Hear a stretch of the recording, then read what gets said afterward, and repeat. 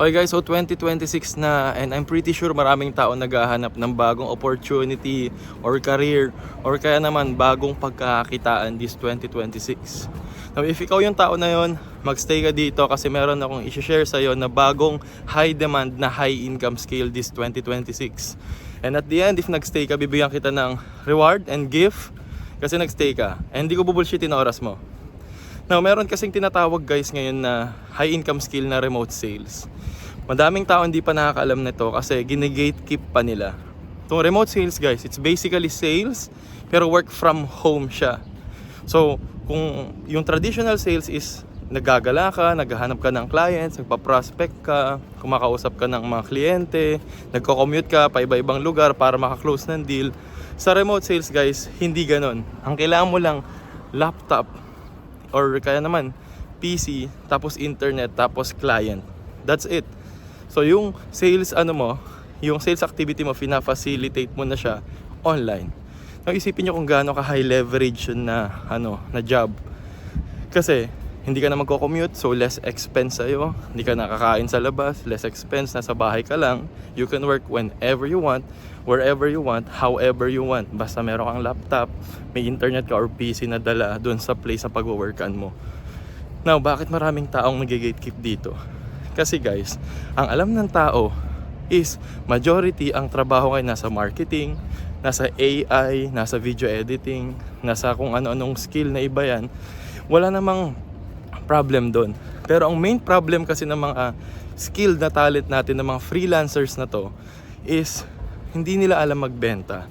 Hindi nila alam ibenta yung sarili nila, maghanap ng client, mag-close ng deal, and most likely hindi nila alam kung paano magbenta mismo ng service nila in general. And yung skill na yun guys, yung naglalak sa problem na yun, ay naglalak sa solution na yun, is remote sales. Kasi kapag alam mo yung remote sales, marunong ka mag-research ng clients, marunong ka maghanap ng data nila, marunong ka mag-outreach, mag-set ng appointment at mag-close ng deal. And potentially makakalan ka ng client. Now, ang problem kasi dito sa Pilipinas, wala pa kasing tao or lugar kung saan pwede mong aralin tong remote sales.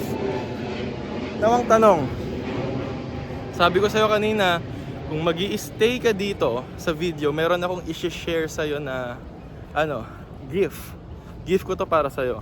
So 3 to 4 months ago, nilaunch ko yung pinakamalaking remote sales community sa Pilipinas. And 19,000 na tao yung nag-sign up.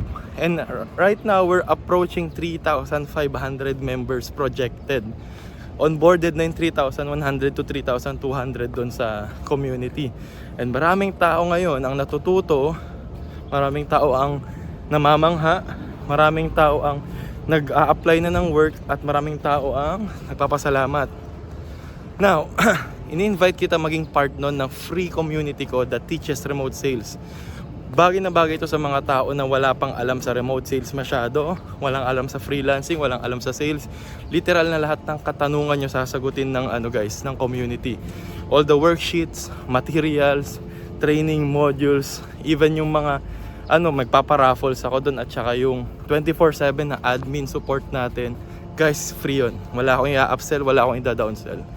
Ang kailangan nyo lang is i-follow nyo yung rules, tapos mag-stick lang kayo sa code natin. That's it. Hindi ko kayo bubulshitin doon. Lahat na ng alam ko, nilagay ko doon. No gatekeeping. So if sa tingin mo para sa'yo to, I encourage you to join. Hanapin mo lang yung link dito sa bio ko or kaya naman sa comment section. Or i-search nyo jointheparliament.com sa browser nyo.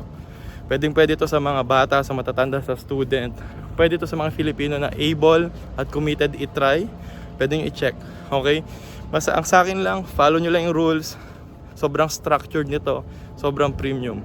And hindi ko papangako sa inyo yung langit at lupa guys. Ang ipapangako ko is at least matututo kayo or malalan yung first client nyo as a freelancer na remote sales professional. So yun lang guys. Kita-kits sa community. Peace.